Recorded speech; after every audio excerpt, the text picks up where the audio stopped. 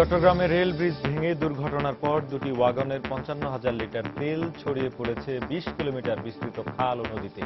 চরম হুমকিতে মাছ ও জীববৈচিত্র্য। ৪ দেশের মোটরযান চুক্তির মাধ্যমে দূর হবে বাণিজ্য ঘাটতি, মন্তব্য পঙ্কজ সরণের। ঢাকা নয়াদিল্লির সম্পর্ক জোরদারে দুই দেশকে আন্তরিকভাবে কাজ করার আহ্বান বিশিষ্টজনদের। সরকারি নিষেধাজ্ঞার পরও বন্ধ করা যাচ্ছে না কোচিং বাণিজ্য। স্কুল কলেজে পাঠদানের মান ভালো না হওয়ার অভিযোগ শিক্ষার্থী অভিভাবকদের। রাজধানীর মিরপুরে বন্ধুর মেসে কলেজ ছাত্রী ধর্ষণের অভিযোগ, প্রধান অভিযুক্ত সহ ৪ জন আটক। এবং আত্মবিশ্বাসে তুঙ্গে থাকা টাইগারদের লক্ষ্য ভারতের বিপক্ষে প্রথম সিরিজ জয়। ঘণ্টার পর ঘণ্টা লাইনে দাঁড়িয়েও টিকিট না পেয়ে ভক্তদের ক্ষোভ। পুলিশ ব্ল্যাকে টিকিট দিচ্ছে, তারপর আবার লাইন ভঙ্গ করে তারা নিজস্ব লোক ঢুকাচ্ছে। শুধু ব্ল্যাকে বিক্রি হচ্ছে না, ইভেন কি সিরিয়াল পর্যন্ত বিক্রি হইতেছে।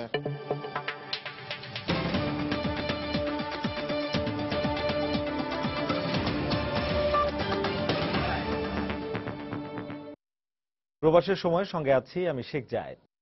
চট্টগ্রামের বোয়ালখালীতে ব্রিজ ভেঙে তেলবাহী ওয়াগন খালে পড়ে যাওয়ার পর কার্যকর কোনো ব্যবস্থা না নেয় প্রায় ২০ কিলোমিটার পর্যন্ত খাল এবং কর্ণফুলী নদীর পানি দূষিত হয়ে পড়েছে। দুইটি ওয়াগনের ৫৫,০০০ লিটার তেল ছড়িয়ে পড়ছে পানিতে। ফলে মৎস্য সম্পদের ক্ষতিসহ মারাত্মক পরিবেশ বিপর্যয়ের আশঙ্কা দেখা দিলেও প্রয়োজনীয় যন্ত্রপাতি না থাকায় পরিবেশ অধিদপ্তরও কিছুই করতে পারছে না। আর এখন পর্যন্ত দুর্ঘটনা কবলিত ওয়াগন উদ্ধারের কোনো ব্যবস্থা না নিয়ে একটিমাত্র পাম্পের মাধ্যমে তেল অপসারণের কাজ শুরু করেছে রেলওয়ে কর্তৃপক্ষ। নুরজামাল আতিকের ক্যামেরায় বিস্তারিত জানাচ্ছেন পার্থপ্রতিম বিশ্বাস।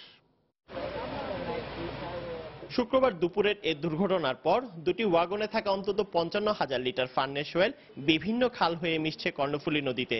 শনিবার সকাল থেকে স্থানীয় লোকজন বিক্রির জন্য কিছু তেল সংগ্রহ করলেও তা ছিল যৎসামান্য। মৎস্য ক্ষতি হয়েছে, আর দ্বিতীয় ক্ষতি হয়েছে আমার ওই ফসলের ক্ষেতের। অনেক কোলা পুকুর আছে যেগুলা সংযোগ আছে, ওখানে যারা ব্যবহার করতেছে এই তেলের কারণে ওখানে তো অনেক সমস্যা দেখা দিচ্ছে। ভেন্ডি খেতি, শশা খেতি, কচু খেতি সব নষ্ট হয়ে যেতে আছে এই তেলে। পরিবেশ অধিদপ্তরের তথ্য অনুযায়ী এ পর্যন্ত বিভিন্ন খাল হয়ে কর্ণফুলী নদীর বিস্তীর্ণ এলাকায় পরিবেশের জন্য ক্ষতিকর ফার্নেস অয়েল ছড়িয়ে পড়ছে, কিন্তু যন্ত্রপাতির অভাবে তারাও তেমন কোনো ব্যবস্থা নিতে পারছে না। প্রায় ২০ কিলোমিটার এলাকা জুড়ে খাল এবং তার আশেপাশে এলাকা এই তেল নিঃসরণের ফলে পরিবেশের মারাত্মক ক্ষতি হয়েছে। পরিবেশ অধিদপ্তর তরফ থেকে এই পরিবেশের ক্ষতির যে কারণ ঘটেছে এই বিষয়ে আইনে নির্ধারিত বিষয়ে আমরা পদক্ষেপ নেব। গত ১০ বছর আগে থেকেই ঝুঁকির মধ্যে ছিল চট্টগ্রাম ২০০০ রেল রুটের বোয়ালখালী অংশের এই ২৪ নম্বর সেতুটি, কিন্তু তারপরেও এই সেতুর উপর দিয়ে চলত যাত্রীবাহী এবং তেলবাহী ট্রেন। দুর্ঘটনায় কিছুটা টনক নড়েছে রেলওয়ের। প্রাথমিক কাজ হলো যেটা সরে আছে যে ট্যাঙ্ক ওয়াগন দুটোগুলো, এটাকে রিরেল করা করে এটাকে আমরা আবার নিয়ে যাব। তারপর আমরা নতুন করে ব্রিজের উপর দিয়ে রেল রোড করে ক্রেনটাকে নদীর ওপারে নিয়ে যাব, ওখানে গিয়ে ওখান থেকে আমরা উদ্ধার করি। শুক্রবার দুপুরে ২০০০ পিকিং বিদ্যুৎ কেন্দ্রের জন্য চট্টগ্রাম থেকে ফার্নেস অয়েল নিয়ে যাওয়ার পথে দুর্ঘটনার কবলে পড়ে ট্রেনটি। সেতু ভেঙে ট্রেনের ইঞ্জিন সহ ৩টি ওয়াগন খালে পড়ে যায়। গত ১.৫ বছর আগেও এ রুটের বোয়ালখালী অংশে তেলবাহী ট্রেনের ওয়াগন লাইনচ্যুত হয়ে কর্ণফুলী নদীতে ব্যাপক ফার্নেস অয়েল ছড়িয়ে পড়েছিল। পার্থপ্রতিম বিশ্বাস, সময় সংবাদ, চট্টগ্রাম। বিশ্বের সবচেয়ে দুর্বল আঞ্চলিক যোগাযোগ ব্যবস্থার কারণে দক্ষিণ এশীয় দেশগুলো তাদের অনেক সুযোগ কাজে লাগাতে পারছে না। এর ফলে দেশগুলোর বাণিজ্যিক ব্যয় যেমন কমছে না, তেমনি আঞ্চলিক বিনিয়োগ বাড়ানো সম্ভব হচ্ছে না বলে মনে করে বেসরকারি গবেষণা সংস্থা সিপিডি। শনিবার সকালে রাজধানীর ব্র্যাকেন সেন্টারে দক্ষিণ এশিয়ার বাণিজ্য সম্প্রসারণে পরিবহন সংযোগ বিষয়ক এক সেমিনারে সংস্থাটির পক্ষ থেকে এসব তথ্য তুলে ধরা হয়। সম্প্রতি ৪ দেশের মধ্যে স্বাক্ষরিত মোটরযান চুক্তির মাধ্যমে বাণিজ্য ঘাটতি দূর হবে বলেও মত দেন বক্তারা। বাংলাদেশ, ভারত, ভুটান ও নেপাল পাশাপাশি হলো দেশ চারটির মধ্যে সড়কপথে কোনো যোগাযোগ ব্যবস্থা না থাকায় পারস্পরিক ব্যবসা বাণিজ্যে যেমন পিছিয়ে রয়েছে, তেমনি আঞ্চলিক সম্পর্ক উন্নয়নও সম্ভব হচ্ছে না। সকালে দক্ষিণ এশিয়ার বাণিজ্য সম্প্রসারণে আঞ্চলিক পরিবহন ব্যবস্থার উন্নয়ন বিষয়ক এক সেমিনারে এসব তথ্য তুলে ধরে সিপিডি। 4 দেশের মধ্যকার মোটরযান চুক্তির বিষয়ে সংস্থাটির নির্বাহী পরিচালক মোস্তাফিজুর রহমান বলেন, এর মধ্য দিয়ে পণ্য পরিবহনের মাধ্যমে উভয় দেশই লাভবান হবে। তবে আঞ্চলিক নিরাপত্তা ব্যবস্থা সহ পণ্যের ধরন কি হবে তা নিয়ে আলোচনা জরুরি। এর মধ্য দিয়ে আঞ্চলিক ব্যয় যেমন কমবে, তেমনি বিনিয়োগ বাড়াতেও সহায়তা করবে। সকল দেশের স্বার্থ রক্ষা করে চুক্তির বিষয়গুলো নির্ধারণ করলেই একমাত্র সবার উপকৃত হওয়ার সুযোগ আছে। তবে চুক্তির বিষয়গুলো অবশ্যই জনগণের কাছে তুলে ধরতে হবে। পাশাপাশি আঞ্চলিক বাণিজ্য ঘাটতি কমাতে এবং পারস্পরিক সম্পর্ক উন্নয়নে আঞ্চলিক মোটরযান চুক্তি অনেক বেশি সহায়ক হবে বলে মনে করেন বাংলাদেশে নিযুক্ত ভারতীয় হাইকমিশনার। এই চুক্তির মধ্য দিয়ে কোনো বিশেষ দেশ নয়, সকল দেশই সমানভাবে উপকৃত হবে। এছাড়া আঞ্চলিক বাণিজ্য ঘাটতি কমাতেও সহায়তা করবে বলে মনে করি আমি। তবে আঞ্চলিক যোগাযোগ ব্যবস্থার মধ্যে সড়ক পথের পাশাপাশি নৌ ও রেলপথকেও সম্পৃক্ত করা জরুরি। এদিকে দক্ষিণ এশীয় দেশগুলোর মধ্যে যোগাযোগ ব্যবস্থার উন্নয়নে অবকাঠামোগত সক্ষমতার দিকে সবচেয়ে বেশি গুরুত্ব দেওয়া জরুরি বলে মনে করেন সড়ক পরিবহন মন্ত্রী Obaidul Quader. We have already completed 140 kilometers out of 192 Dhaka-Chittagong highway 4-laning project. Dhaka-Mymensingh 4-laning project. এটা এই জুন মাসে we are going to complete it by 30th June. পাশাপাশি দক্ষিণ এশিয়ার আঞ্চলিক যোগাযোগ ব্যবস্থার উন্নয়ন ও বাণিজ্য সম্প্রসারণে মোটরযান চুক্তি সব দেশকেই লাভবান করবে বলে মত দেন বক্তারা। ইমতিয়াজ আহমেদ, সময় সংবাদ, ঢাকা। বাংলাদেশ ভারত সম্পর্ক এগিয়ে নিতে দুই দেশকে আন্তরিকভাবে কাজ করার আহ্বান জানিয়েছেন দেশের বিশিষ্ট নাগরিকরা। দক্ষিণ এশিয়ার দেশগুলোর মধ্যে কানেক্টিভিটি পরিকল্পনা সফলভাবে বাস্তবায়ন করা সম্ভব হলে তা এই অঞ্চলের সব মানুষেরই উন্নয়নে ভূমিকা রাখবে বলেও মনে করেন তারা। বাংলাদেশ ভারত সম্পর্ক নিয়ে শনিবার রাজধানীতে আয়োজিত এক গোলটেবিল আলোচনায় এই অভিমত ব্যক্ত করেন বিশিষ্টজনরা। নানান ধরনের কথাবার্তা এখানে হচ্ছে, বিক্রি করে দেওয়া হয়েছে অমুক তমুক, কিন্তু যারা এই কথা আজকে বলছেন তারা যখন নরেন্দ্র মোদী যখন এখানে আসলেন তখন তার সঙ্গে দেখা করার জন্য পাগল হয়ে গেলেন, অনেক বক্তব্য রাখলেন যে ভারতের পক্ষে বন্ধুত্ব, তারা কোনোদিন ভারত বিরোধী কোনো অবস্থান তারা নেননি। ৭৫-এর পর থেকে যখন থেকে পাকিস্তান পন্থীরা, স্বাধীনতা বিরোধীরা ক্ষমতায় এসছে, তখন ভারত বিদ্বেষটা এটা একটা উন্মাদনায় রূপ নিয়েছে। আমরা বলছি না একটা অসম চুক্তি হচ্ছে, কিন্তু আমরা বলছি এটা বাস্তবায়নটা দেখতে হবে যে এটা কার স্বার্থে যাচ্ছে, কিসে যাচ্ছে এবং কি হচ্ছে। কেন India needs us as much as we need India, এই জিনিসটা আমাদের ভুলে যেতে হবে না। আমার দেশের ভিতরটা ব্যবহার করার জন্য তাদেরকে একটা শুল্ক বলতে পারেন, সেস বলতে পারেন, রয়্যালটি বলতে পারেন, সেই ক্ষেত্রে কেবল আলাপ আলোচনা শুরু হয়েছে। আমি সেজন্যই বললাম যে আমাদের প্রস্তুতির অভাব আছে। কেন এই প্রস্তুতিটা নেওয়া হয়নি, যাতে আমাদের পুরো দেশটা লাভবান হতে পারে। সেটার থেকে আমি একটু এগিয়ে যাই। কানেক্টিভিটি বলা হচ্ছে রোড, রেল এবং নেভিগেশন। আমি আবেদন করতে চাইবো যাদের ইনফ্লুয়েন্স করার ক্ষমতা আছে, নেভিগেশনকে প্রাধান্য দিন। দেশে ও দেশের বাইরে সন্ত্রাস মোকাবেলায় বাংলাদেশের প্রশংসা করে যুক্তরাষ্ট্রের দেয়া প্রতিবেদনকে স্বাগত জানিয়েছেন দেশের আন্তর্জাতিক সম্পর্ক বিশেষজ্ঞ ও নিরাপত্তা বিশ্লেষকরা। সন্ত্রাস নির্মূলে সব রাজনৈতিক দলের সহায়তা প্রয়োজন বলেও মত দেন তারা। সাইফুল ইসলাম জুয়েলের রিপোর্ট। সাম্প্রতিক সময়ে সন্ত্রাসবাদ ও জঙ্গিবাদ দমনে সরকার বারবারই জিরো টলারেন্সের কথা বলে আসছিল। সন্ত্রাস বিরোধী আইনেও একের পর এক নিষিদ্ধ হয়েছে বিভিন্ন জঙ্গি সংগঠন। এ সময় সন্ত্রাস নির্মূলেও নেওয়া হয়েছে জোরদার পদক্ষেপ। সন্ত্রাস প্রতিরোধে সরকারের অবস্থান আরো মজবুত হলো শুক্রবার মার্কিন স্টেট ডিপার্টমেন্টের সর্বশেষ প্রতিবেদন প্রকাশের মধ্য দিয়ে। প্রতিবেদনে বলা হয়, দেশীয় ও আন্তর্জাতিক পর্যায়ে সন্ত্রাস মোকাবেলায় রাজনৈতিক সদিচ্ছা ও দৃঢ় প্রতিশ্রুতি দেখিয়েছে বাংলাদেশ। কোন প্রকারের সন্ত্রাসকে গ্রহণযোগ্য বলে কোনো সরকার উচিত হবে না ঠিক বলা। বাংলাদেশ এ ব্যাপারে অত্যন্ত কঠিনভাবে সন্ত্রাসের বিরুদ্ধে কাজ করে চলেছে এবং কাউন্টার টেররিজমের ক্ষেত্রে যা কিছু প্রয়োজনীয় পদক্ষেপ গ্রহণ করা, সেক্ষেত্রে বাংলাদেশ সরকার যেসব গুরুত্বপূর্ণ পদক্ষেপ নিয়েছে সেটা স্বীকৃত হয়েছে। আমাদের সবাইকে সার্বিকভাবে এ ব্যাপারে প্রক্রিয়াগত দিক থেকে উদ্যোগ নেওয়া উচিত, যাতে সন্ত্রাস কিংবা সন্ত্রাসী কর্মকাণ্ড বাংলাদেশ কিংবা বাংলাদেশের উপ অঞ্চলে না থাকে। সন্ত্রাসবাদ প্রতিরোধে বাংলাদেশের নানা প্রচেষ্টার বিস্তারিত তুলে ধরা হয়েছে প্রতিবেদনে, যার মধ্যে রয়েছে আইন প্রণয়ন, আইন শৃঙ্খলা পরিস্থিতি জোরদার, সীমান্ত নিরাপত্তা, আঞ্চলিক ও আন্তর্জাতিক সহযোগিতা, সন্ত্রাসের অর্থায়ন বন্ধ, সহিংসতা ও সহিংস জঙ্গিবাদ প্রতিরোধ। আমাদের জঙ্গিবাদের যে মূল উত্থান, যেখান থেকে জঙ্গিবাদগুলো উত্থিত হয়, রেডিকালাইজেশন হয়, সেখানে জামাত ইসলাম একটা বড় ভূমিকা রাখে এবং এখানে হচ্ছে যুক্তরাষ্ট্রের ভূমিকা বা দৃষ্টিভঙ্গি হয়তো অন্যরকম ছিল, যেটি আমার মনে হয় ক্রমান্বয়ে সঠিক বিশ্লেষণের কারণে সেটি তারা উপলব্ধি করতে পারছে। প্রতিবেদনে বলা হয় আইএস প্রতিরোধে আন্তর্জাতিক জোটের অংশীদার না হলেও বাংলাদেশ এই হুমকি মোকাবেলায় পদক্ষেপ নিয়েছে। সাইফুল ইসলাম জুয়েল, সময় সংবাদ, ঢাকা। সরকারি নিষেধাজ্ঞার পরও বন্ধ করা যাচ্ছে না কোচিং বাণিজ্য, উল্টো শিক্ষার্থী টানতে রাজধানীর বিভিন্ন এলাকায় চটকদার বিজ্ঞাপন দিয়ে যাচ্ছে কোচিং সেন্টারগুলো। শিক্ষার্থী আর অভিভাবকদের অভিযোগ, স্কুল কলেজগুলোতে পাঠদানের মান ভালো না হওয়ায় তারা কোচিং সেন্টারের দিকে ঝুঁকছেন। অপরদিকে শিক্ষাবিদরা বলছেন, ত্রুটিপূর্ণ শিক্ষা ব্যবস্থার কারণে শিক্ষা প্রতিষ্ঠানের উপর আস্থা আনতে পারছেন না শিক্ষার্থী আর অভিভাবকরা। তানিন মেহেদি রিপোর্ট। কোচিং আমার কালচার ফাংশনের সময় করতে পারতেছি, স্পোর্টসের সময় করতে পারতেছি। ওখানে টিচাররা একটু তাড়াতাড়ি কমপ্লিট করে দিচ্ছে, এই জন্য আমার স্কুলের চেয়ে বেনিফিটটা বেশি হচ্ছে। রাজধানীর নামি দামি একটি স্কুলের ৮ম শ্রেণী পড়ুয়া এই ছাত্রের কথায় বোঝা যায় বর্তমান শিক্ষার্থীরা কোচিং সেন্টারের উপর কতটা নির্ভরশীল হয়ে পড়ছে। রাজধানীর বিভিন্ন এলাকা ঘুরে দেখা গেছে শিক্ষার্থী টানতে কোচিং সেন্টারগুলোর চটকদার বিজ্ঞাপন। শিশু শ্রেণী থেকে শুরু করে বিশ্ববিদ্যালয় ভর্তি প্রতিটি ক্ষেত্রেই কোচিং সেন্টারগুলো নিজেদের সেরা দাবি করে চেষ্টা করছে শিক্ষার্থী টানতে।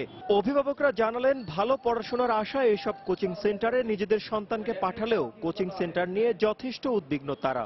স্কুলে বাচ্চারা যে ধরনের কোয়ালিটি এডুকেশন পাওয়ার দরকার বা পড়াগুলো স্কুল থেকেই শিখে আসার দরকার, সেইগুলো ওইভাবে শিখতেছে না, যার কারণে বাবা মাকে বাধ্য হয়ে আপনার কোচিং এ পাঠাইতে হচ্ছে। আপনি যদি কোচিং সেন্টারে না আসেন আপনাকে পাস করাবো না, আপনারা পাস করবেন না, এটাই এখন লজিক। এখন হয়তো বা আপনি প্রুভ করতে পারবেন না, পরীক্ষার খাতাগুলো তো স্কুলেই কাটা হবে। অবশ্য শিক্ষার্থী আর অভিভাবকদের এ ধরনের অভিযোগ মানতে নারাজ শিক্ষকরা। অভিভাবকদের রিকোয়েস্ট করছি তাদের বাচ্চাদের যাতে কোচিং এ না দেন, কিন্তু তারা দিচ্ছেন। যে শিক্ষক যে শাখায় পড়ান ঠিক সেই শিক্ষকের কাছে পড়তে যাচ্ছেন, কারণ তারা মনে করছেন যে ওই শিক্ষকের কাছে পড়লে বেশি নম্বর পাওয়া যাবে। শিক্ষাবিদরা বলছেন, কোচিং বাণিজ্য বন্ধ করতে শিক্ষা প্রতিষ্ঠানের শিক্ষার মান আরো বাড়ানো দরকার। এক্ষেত্রে শিক্ষকদের শিক্ষাগত যোগ্যতা বাড়াতে সরকারকে নিতে হবে কার্যকর উদ্যোগ। পরীক্ষা পদ্ধতি এমন ভাবে করতে পারি নাই যে কোচিং সেন্টারে গেলে কিংবা না গেলে কিছুই আসে যায় না। আমাদের স্কুল কলেজগুলোর পড়ালেখার মান আরো ভালো করতে হবে, যথেষ্ট সংখ্যক শিক্ষক দিতে হবে। পাশাপাশি কোচিং বাণিজ্য বন্ধ করতে অভিভাবকদের মানসিকতায় পরিবর্তন আনাও জরুরি বলে অভিমত শিক্ষাবিদদের। তানিন মেহেদি, সময় সংবাদ, ঢাকা। রাজধানীর মিরপুরের শেওড়াপাড়ায় বন্ধুর মেসে এক কলেজ ছাত্রী ধর্ষণের শিকার হয়েছে বলে অভিযোগ পাওয়া গেছে। এই ঘটনায় জড়িত থাকার অভিযোগে পুলিশ ইতিমধ্যেই ছাত্রীর বন্ধু সহ 4 জনকে আটক করেছে। ধর্ষণের শিকার ওই ছাত্রীকে ঢাকা মেডিকেল কলেজ হাসপাতালে ভর্তি করা হয়েছে। নির্যাতিতার অভিযোগ, শনিবার সকালে কোচিং শেষে তিনি মিরপুরেই ওই বন্ধুর বাসায় যান। সেখানে আগে থেকে অবস্থান করছিল ওই বন্ধুর 2 সহযোগী। পরে জোরপূর্বক তারা ওই ছাত্রীকে ধর্ষণ করে। এই ঘটনায় মিরপুর থানায় একটি সাধারণ ডায়েরি করা হলেও এখনো কোনো মামলা হয়নি। অভিযোগ পাওয়ার পরেই মেয়েটা সিক ফিল করায় তাকে আমরা ওসিসি প্রেরণ করেছি এবং এই বিষয় নিয়ে আমরা কাজ করছি। প্রাথমিকভাবে 3 জনকে আনা হয়েছে, সেটা জিজ্ঞাসাবাদ চলছে। প্রবাসের সময় আরো থাকছে, ভিড় এড়াতে আগে ভাগেই ঈদ কেনাকাটা সেরে নিচ্ছেন অনেকে। বিপণী বিতানগুলোতে এবারও নানা পোশাকের বৈচিত্র্যময় সম্ভার। এবং নজরদারির কারণে প্রথমবারের মতো ফরমালিন মুক্ত হওয়ায় কদর বাড়ছে রাজশাহীর আমের। 650 কোটি টাকারও বেশি ব্যবসা হবে, দাবি ফল গবেষকদের।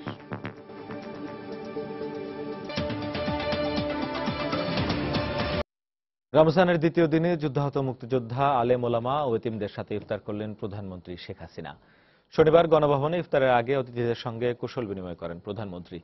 যুদ্ধাহত মুক্তিযোদ্ধাদের শারীরিক অবস্থার খোঁজ খবর নেন তিনি। এ সময় দেশ ও দেশের মানুষের কল্যাণ কামনায় বিশেষ মোনাজাত করা হয়। জাতির জনক বঙ্গবন্ধু শেখ মুজিবুর রহমান সহ 15 আগস্টের শহীদ এবং 21 আগস্ট সহ সকল গণতান্ত্রিক আন্দোলনে নিহতদের রুহের মাগফিরাত কামনা করে বিশেষ দোয়া অনুষ্ঠিত হয়।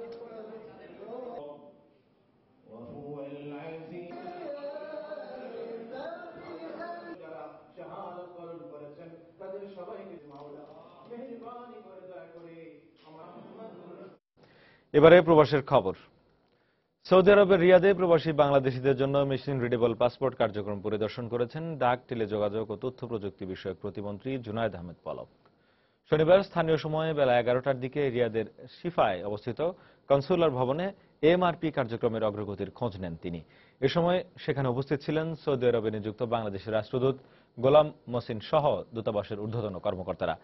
পবিত্র উমরা পালনের উদ্দেশ্যে তিনি বর্তমানে সৌদি আরবে অবস্থান করছেন।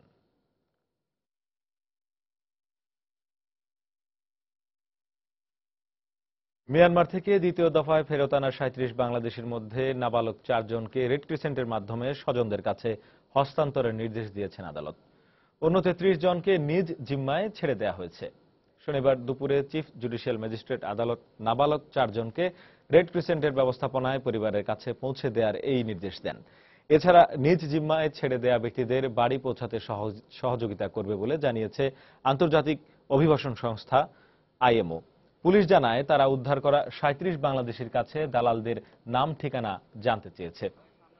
গতকাল কক্সবাজারের ঘুমধুম সীমান্ত দিয়ে দ্বিতীয় দফায় 37 বাংলাদেশিকে বর্ডার গার্ড বাংলাদেশ বিজিবির কাছে হস্তান্তর করে মিয়ানমার।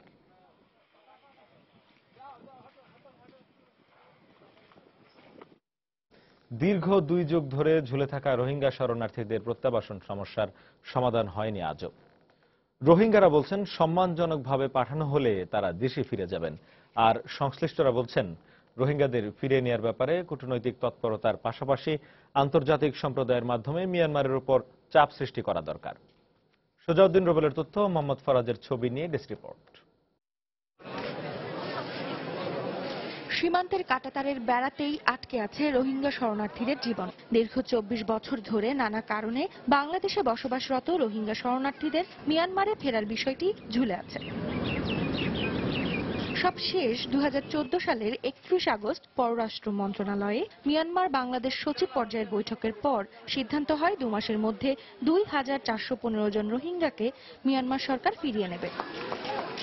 কিন্তু সময় পেরিয়ে গেলেও এখনো রোহিঙ্গাদের প্রত্যাবাসনের প্রক্রিয়া শুরু হয়নি। এদিকে রেজিস্টার্ড ও আনরেজিস্টার্ড রোহিঙ্গারা বলছে সম্মানজনক প্রত্যাবাসন হলে তারা স্বদেশে ফিরে যাবে। বর্মা সরকার যে ব্যাপার নাকি মানিয়ে নিচ্ছে, সরকারের যারা মককে মানিয়ে নিচ্ছে, অভাবে যদি আমরা মানিয়ে নিলে আমরা বর্মা যাই বলে প্রস্তুত রাজি আছি। এখন যদি এখান থেকে আমাদেরকে কি করে অন্য জায়গায় নিতে হয় সরকার, তখন আমরা সেখানে যাওয়ার জন্য রাজি আছি, কারণ আমাদেরকে তারা যে সেখানে নিরাপত্তা দেয় আমরা সেটা মানিয়ে নেব অবশ্যই। স্থানীয়দের অভিযোগ, দীর্ঘদিন ধরে অবস্থানরত রোহিঙ্গা শরণার্থীরা নানা সামাজিক সংকট সৃষ্টি করছে দেশে। সাগরে জলদস্যুতা, বন বিভাগের জমি দখল, সরকারি জমি দখল থেকে শুরু করে সব জায়গায় তারা আতঙ্ক ছড়াচ্ছে। জঙ্গিবাদী যে কর্মকাণ্ড, সেখানে রোহিঙ্গারা সবচেয়ে বেশি জড়িত হয়ে আছে। আন্তর্জাতিক অভিবাসন সংস্থার কর্মকর্তারা মনে করেন প্রত্যাবাসনের বিষয়টিতে মিয়ানমারের আভ্যন্তরীণ মনোভাব পরিবর্তন সবচেয়ে জরুরি। মায়ানমার সরকার তো স্বীকারই করছে না যে বাংলাদেশে যারা আছে তারা তাদের নাগরিক। কাজে যতদিন পর্যন্ত তাদের গণতান্ত্রিক চর্চা সেখানে তৈরি না হবে এবং সেখানে এই স্বীকৃতিটা না আসবে যে তারা আসলে তাদের দেশেরই নাগরিক, ততদিন পর্যন্ত কিন্তু আসলে প্রত্যাবাসন হবে না।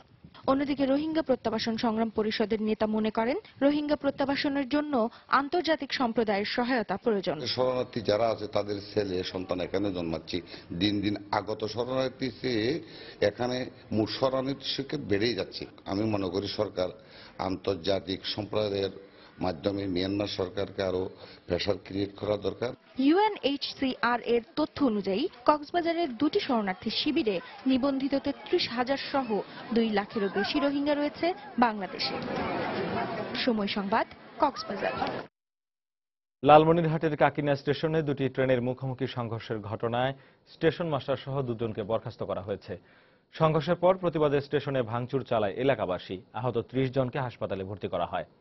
রেলওয়ে কর্তৃপক্ষ জানায় শনিবার সকালে লালমনিরহাট বুড়িমারি রুটে কালীগঞ্জ উপজেলার কাকিনা স্টেশনে ক্রসিং এর সময় লালমনিরহাটগামী যাত্রীবাহী একটি লোকাল ট্রেনের সঙ্গে বুড়িমারিগামী একটি কমিউটার ট্রেনের মুখোমুখি সংঘর্ষ হয়। এ সময় তাড়াহুড়ো করে ট্রেন থেকে নামতে গিয়ে অন্তত 30 জন আহত হন। এক পর্যায়ে স্টেশনে ভাঙচুর চালায় বিক্ষুব্ধরা। আহতদের উদ্ধার করে স্থানীয় বিভিন্ন হাসপাতালে ভর্তি করা হয়। এই ঘটনায় বিভাগীয় ট্রাফিক সুপারিনটেন্ডেন্ট মোস্তাফিজুর রহমানকে প্রধান করে 5 সদস্য বিশিষ্ট তদন্ত কমিটি গঠন করেছে রেলওয়ে কর্তৃপক্ষ। একই সঙ্গে 2 দিনের মধ্যে তদন্ত প্রতিবেদন জমা দেওয়ার নির্দেশ দেওয়া হয়েছে। এদিকে দায়িত্ব অবহেলার জন্য কাকিনা স্টেশন মাস্টার আসির উদ্দিন সহ 2 জনকে সাময়িক বরখাস্ত করা হয়েছে।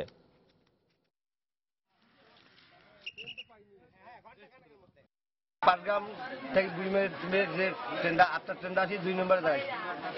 যাওয়ার পরে প্রায় 20 মিনিট পর কলেজ ট্রেন লালমির্তি ঢুকছে, ওটাও আসি 2 নম্বরে ঢুকছে। আর ইঞ্জিন ধাক্কা খাওয়ার পরে মানুষ কিছু হাত পাওয়া ভাঙছে, কবর টবর ভাঙছে, মাথাও ফাটছে। সবচেয়ে সিরিয়াস দুর্ঘটনা ঘটছে 2 জন বয়স্ক লোক, তারা খুবই প্রায় 80 থেকে 85 বছর বয়স হবে।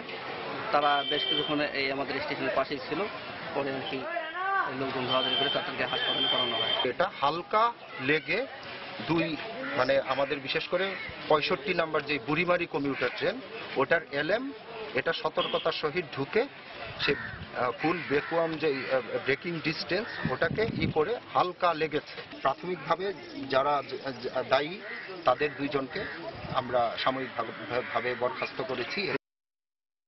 এবার ঈদ কেনাকাটার খবর। ভারতীয় সিরিয়ালের নায়ক নায়িকাদের নামে এবারও বিপণী বিতানগুলোতে এসেছে নারী ও শিশুদের পোশাক। জমকালো এসব ডিজাইনের পাশাপাশি অনেকে আবার পছন্দ করছেন দেশি কাপড় বা বুটিক হাউসগুলোর পোশাক। কেনাকাটার ভিড়টা এখন সীমাবদ্ধ থাকছে থান ও রেডিমেড কাপড়ের দোকানে। রোজার শেষ দিনগুলোর ঝক্কি ঝামেলা এড়াতে মাসের শুরু থেকেই কেনাকাটা করে নিচ্ছেন অনেকে, আবার অনেকে যানজট আর ভিড় এড়াতে ইফতারির আগের কয়েক ঘন্টাকে বেছে নিচ্ছেন ঈদ কেনাকাটার জন্য। এই সময় জ্যাম কম, সবাই দেখা যায় যে একটু ইফতারের আয়োজনে ব্যস্ত থাকে, তো আমরা ডিসাইড করছি যে বাহিরেই ইফতার করে নেব, তাই এই জন্য মার্কেটটা এখন ফাঁকা। এই সুযোগে একটু আর এই সময় একটু দামটাও কম পাওয়া যায় আসলে। গরম আর বর্ষা মেশানো এবারের ঈদে প্রাধান্য পাচ্ছে সুতি কাপড়ের পোশাক। ডিপ ব্লু যেটা sky colour, bright all types of bright colour আমরা চুজ করতেছি আর কি। আবার অনেকে উৎসবের আমেজ ধরে রাখতে বেছে নিচ্ছেন বিদেশি পোশাকও। এ পছন্দের পিছনে বেশিরভাগ ক্ষেত্রে কাজ করছে ভারতীয় সিরিয়াল আর নাটকের প্রভাব। বিভিন্ন ধরনের নাম অনুযায়ী এখন ড্রেস সেল করতেছি। গ্রাউন্ড যেমন কিরণমালা, ডান্সিং স্টার, লোন, তারপর আপনার পেশোয়ারি কটন, তারপর পাকিস্তান থেকে যেটা তৈরি হচ্ছে নতুন পেশোয়ারি, এগুলো আর কি আমরা এবার প্রাধান্য দিয়েছি। ঈদ ছাড়াও বিভিন্ন পার্টিতে বা কোথাও গেলে এগুলো পরা হয়। রোজার কারণে বিকেলে কমতে শুরু করে মানুষের চাপ। ঈদ কেনাকাটার মূল ব্যস্ততা এখনো শুরু হয়নি বলে জানালেন বিক্রেতারা। শাতিলা শারমিন, সময় সংবাদ, ঢাকা। ভেজালের বিরুদ্ধে জিরো টলারেন্স নীতি অনুসরণ করা হবে বলে জানিয়েছেন ঢাকা দক্ষিণ সিটি কর্পোরেশনের মেয়র সাইদ খোকন। রাজধানীর বেইলি রোডে বিএসটিআই পরিচালিত ভেজাল বিরোধী এক অভিযান শেষে তিনি কথা বলেন। রমজানের পরেও ভেজালের বিরুদ্ধে একই রকম অভিযান চলবে বলেও জানান সাইদ খোকন। বিকেলে বেইলি রোডের বিভিন্ন খাবারের দোকানে অভিযান পরিচালনা করে বিএসটিআই। এ সময় পুরনো ও স্বাস্থ্যের জন্য ক্ষতিকর তেল ব্যবহারের দায়ে স্কাইলার্ক নামের একটি দোকান থেকে 40,000 টাকা জরিমানা আদায় করে নির্বাহী ম্যাজিস্ট্রেট।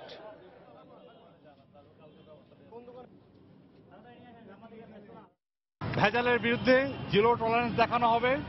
যেখানেই ভেজাল পাওয়া যাবে সেখানেই অ্যাকশন হবে, জরিমানা হবে। যদি মেজর কোনো কিছু পাওয়া যায় জেলও হতে পারে। আমাদের এই কার্যক্রম চলবে।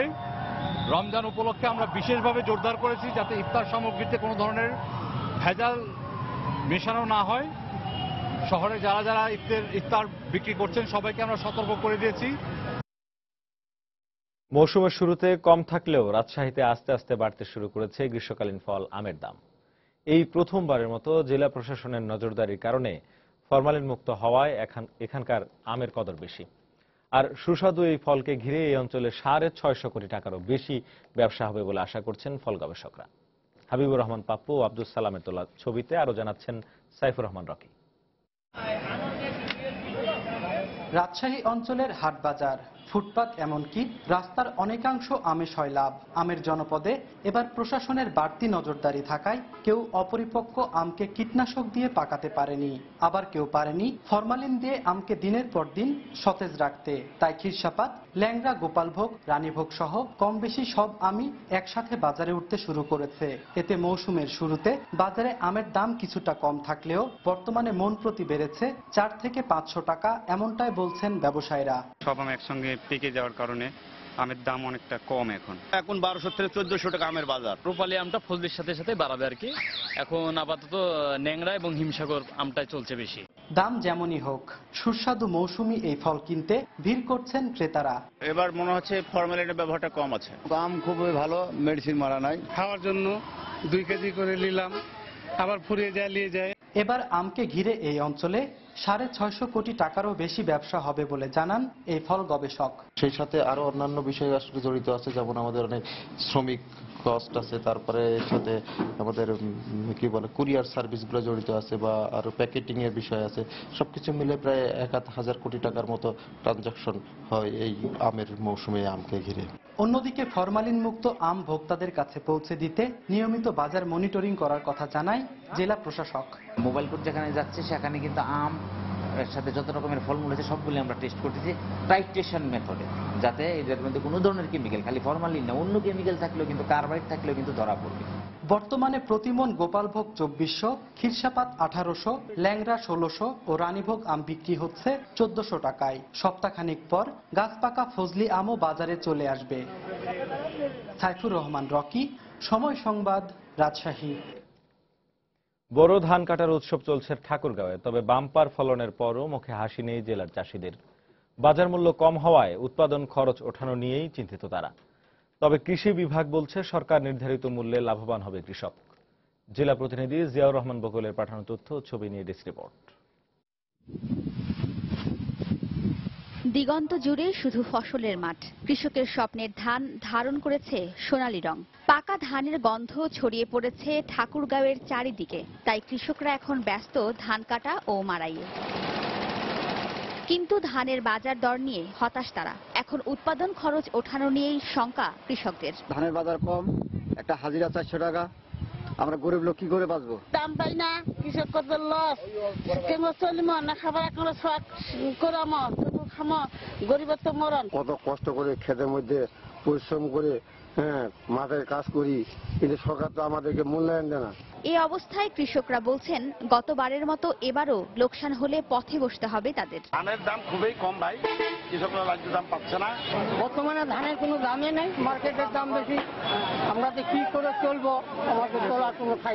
এইভাবে সরকার যদি আমাদেরকে করতে, এই দেশ বাঁচবে কিভাবে? কৃষক না বাঁচলে দেশ তো বাঁচবে না। তবে সরকার নির্ধারিত মূল্যে ধান বিক্রি করলে চাষিরা লাভবান হবে বলে মনে করছেন জেলার কৃষি কর্মকর্তা। সময় মতো তার কৃষকের উৎপন্ন এই ফসল যদি সরকারি দরে তাদের কাছে ক্রয় করে, তাহলে তারা আবারদের প্রতি একটু উৎসাহ পাবে এবং উৎপাদন দিন দিন বৃদ্ধি পাবে।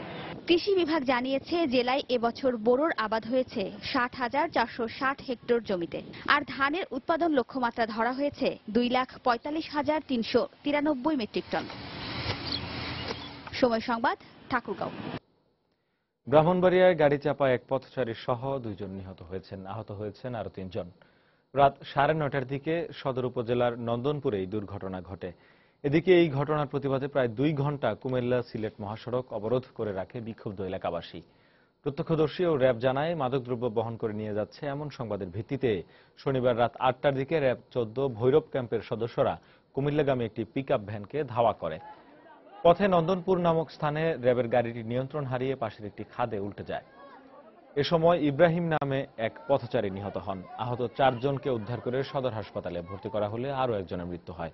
পরে এই ঘটনার প্রতিবাদে প্রায় 2 ঘন্টা সড়ক অবরোধ করে রাখে উত্তেজিত জনতা। খবর পেয়ে ঘটনাস্থলে পৌঁছে পরিস্থিতি নিয়ন্ত্রণে আনে পুলিশ।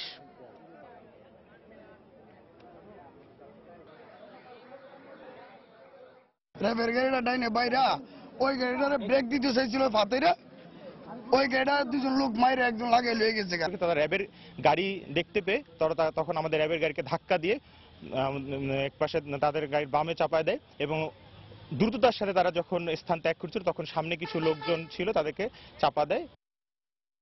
আন্তর্জাতিক প্রসঙ্গ। ভারতের মুম্বাই নগরীতে টানা কয়েকদিনের বৃষ্টি কিছুটা কমে আসায় জনজীবন স্বাভাবিক হতে শুরু করেছে। জলাবদ্ধ শহর থেকে পানি নেমে যেতে শুরু করায় আবার সচল হয়েছে ট্রেন যোগাযোগ। শনিবার সকাল থেকেই ঝিরিঝিরি বৃষ্টি উপেক্ষা করে কাজে যোগ দিতে বেরিয়ে পড়ে কর্মমুখী মানুষ। যদিও মহারাষ্ট্র সরকারের নির্দেশে শনিবারও বন্ধ ছিল শহরের সব স্কুল কলেজ। গত 24 ঘন্টায় মুম্বাই শহরে 500 মিলিমিটারের বেশি বৃষ্টিপাত রেকর্ড করা হয়েছে। এদিকে বৃষ্টিপাতে কিছুটা কমলেও আগামী 24 ঘন্টা ভারী বৃষ্টির পূর্বাভাস দিয়েছে দেশটির আবহাওয়া বিভাগ।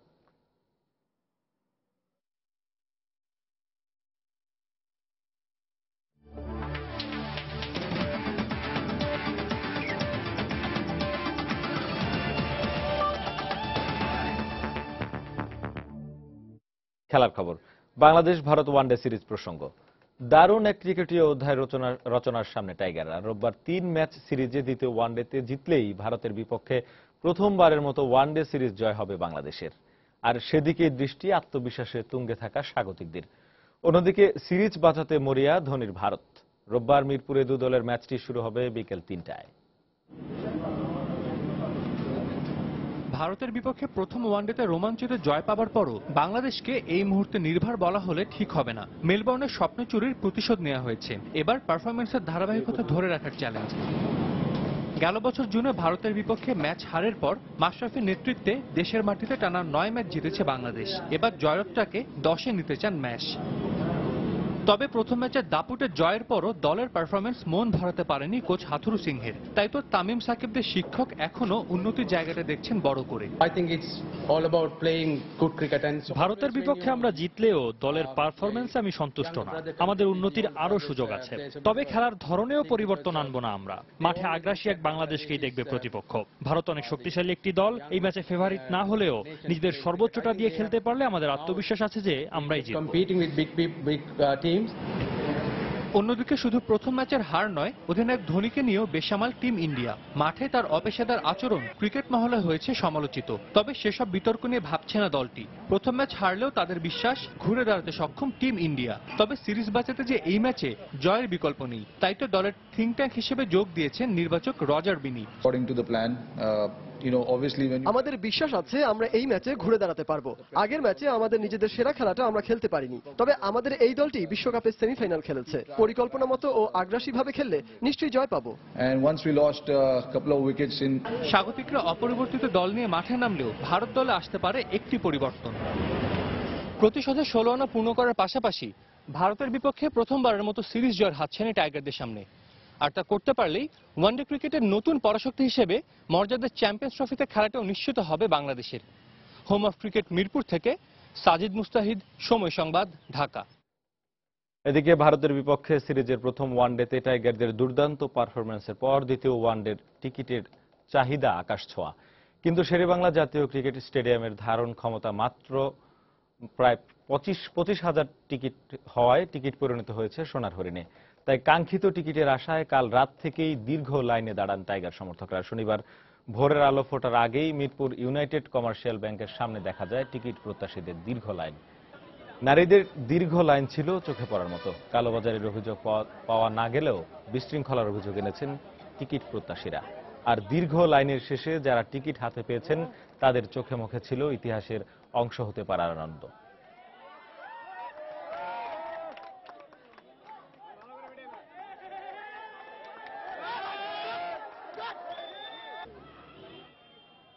আমরা গতকাল থেকে এখানে অপেক্ষা করছি টিকিটের জন্য। গতকাল ইফতারি খাওয়ার পরপরই মানে মাগরিব রাজার পরপরই আসছি, বাট এখন আমরা দাঁড়ায় আছি, এখনো টিকিট পাচ্ছি না। শুধু ব্ল্যাকে বিক্রি হচ্ছে না, ইভেন কি সিরিয়াল পর্যন্ত বিক্রি হইতেছে। পুলিশ ব্ল্যাকে টিকিট দিচ্ছে, তারপর আবার লাইন ভঙ্গ করে তারা নিজস্ব লোক ঢুকাচ্ছে।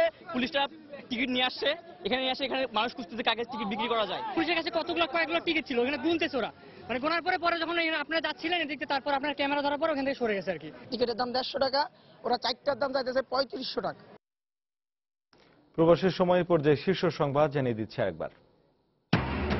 চট্টগ্রামের রেল ব্রিজ ভেঙে দুর্ঘটনার পর দুটি ওয়াগনের 55,000 লিটার তেল ছড়িয়ে পড়েছে 20 কিলোমিটার বিস্তৃত খাল ও নদীতে। চরম হুমকিতে মাছ ও জীববৈচিত্র্য। 4 দেশের মোটরযান চুক্তির মাধ্যমে দূর হবে বাণিজ্য ঘাটতি, মন্তব্য পঙ্কজ শরণের। ঢাকা নয়াদিল্লির সম্পর্ক জোরদারে 2 দেশকে আন্তরিকভাবে কাজ করার আহ্বান বিশিষ্টজনদের। সরকারের নিষেধাজ্ঞার পরও বন্ধ করা যাচ্ছে না কোচিং বাণিজ্য। স্কুল কলেজে পাঠদানের মান ভালো না হওয়ার অভিযোগ শিক্ষার্থী ও অভিভাবকদের। রাজধানীর মিরপুরে বন্ধুর ম্যাচে কলেজ ছাত্রী ধর্ষণের অভিযোগ, প্রধান অভিযুক্ত সহ 4 জন আটক। এবং আত্মবিশ্বাসের তুঙ্গে থাকা টাইগারদের লক্ষ্য ভারতের বিপক্ষে প্রথম সিরিজ জয়। ঘন্টার পর ঘন্টা লাইনে দাঁড়িয়েও টিকিট না পেয়ে ভক্তদের ক্ষোভ। এই ছিল প্রবাসের সময়। যে কোনো খবর পেতে ভিজিট করুন সময়.নিউজ.টিভি। যে কোনো রবি ও সিরিয়াল নম্বর থেকে সময় সংবাদের খবর, অনুষ্ঠান সূচি জানতে এবং যে কোনো তথ্য সময় সংবাদকে জানাতে ডায়াল করুন 16242 নম্বরে। এছাড়া এইমাত্র পাওয়া খবর মোবাইলে পেতে SMS করুন *SN লিখে পাঠিয়ে দিন 160 নম্বর। সঙ্গে থাকুন।